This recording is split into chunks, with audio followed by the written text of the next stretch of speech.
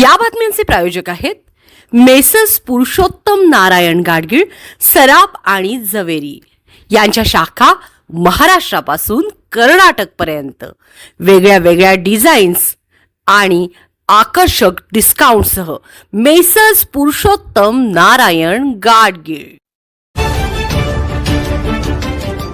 ताज्या बातम्यांसाठी पाहत रहा तिचा सागर न्यूज। पटेल न पटेल, पण आता एनसीपी मध्ये अंतिम शब्द सुनेत्रा पवारांचा। महाराष्ट्राच्या राजकारणात सध्या एक नाव चर्चेत आहे, सुनेत्रा पवार। एनसीपी राष्ट्रवादी काँग्रेसमध्ये सुरू असलेल्या अंतर्गत संघर्षाला आता त्यांनी थेट भिडत मोठा पॉवर गेम खेळला आहे। नेमकं काय घडलं? सुनेत्रा पवार यांनी निवडणूक आयोगाला स्पष्ट पत्रात सांगितलं, माझ्या नियुक्तीपूर्वी घेतलेले कोणतेही निर्णय किंवा पत्र अधिकृत मांडले जाणार नाहीत। याचा थेट परिणाम असा झाला की आधीच्या नेत्यांचे अधिकार कमी झाले, पक्षातील जुनी कार्यकारिणी प्रभावहीन झाली, नवीन नेतृत्व रचना तयार करण्याचा मार्ग मोकळा झाला। म्हणजेच पक्षाचे रिमोट कंट्रोल आता पूर्णपणे त्यांच्या हातात आले आहे। मोठ्या नेत्यांवर थेट परिणाम। प्रफुल्ल पटेल, जे पक्षातील सर्वात प्रभावी आणि सक्षम नेते मानले जायचे, त्यांच्या निर्णयांवर आता थेट प्रश्नचिन्ह। सुनील तटकरे, संघटनात्मक ताकद असलेले नेते, त्यांच्या भूमिकेलाही धक्का। पक्षातील अनेक जिल्हाध्यक्ष आणि पदाधिकारी कोणाकडे जायचं या संभ्रमात। गटबाजीवर सर्जिकल स्ट्राईक।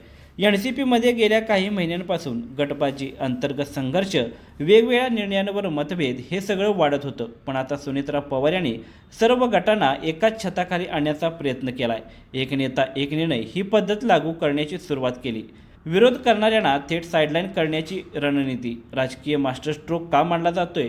नेतृत्वावर कोणताही प्रश्न उरणार नाही, कार्यकर्त्यांना स्पष्ट दिशा मिळणार, आगामी निवडणुकीसाठी मजबूत संघटना तयार, पॉवर केंद्रित करून निर्णय प्रक्रिया जलद। म्हणजेच हा फक्त बदल नाही, संपूर्ण सत्ताकारण बदलण्याची सुरुवात आहे। यामागचा मोठा गेम प्लॅन आगामी विधानसभा आणि लोकसभा निवडणुका लक्षात घेऊन नवीन चेहऱ्यांना संधी, जुने पण निष्क्रिय नेते बाजूला, संघटन मजबूत करण्यावर फोकस, हायकमांड कल्चर लागू करण्याचा प्रयत्न। पण धोका देखील कमी नाही, नाराज नेते बंड करू शकतात, पक्षात फूट पडण्याची शक्यता, विरोधकांना हल्ला करण्याची संधी। म्हणजेच हा निर्णय जितका धाडसी तितकाच रिस्की। थोडक्यात निष्कर्ष काय, तर एनसीपीमध्ये आता दोन गट नाहीत, एकच कमांड, सुनेत्रा पवार।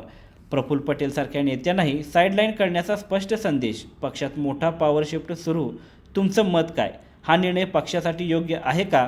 यामुळे आणखी मोठा राजकीय संघर्ष उभा राहणार का? कमेंट करून नक्की सांगा। आणि अशाच नवनवीन राजकारणातील अपडेट्स मिळवण्यासाठी पाहत रहा तिचा जागर न्यूज।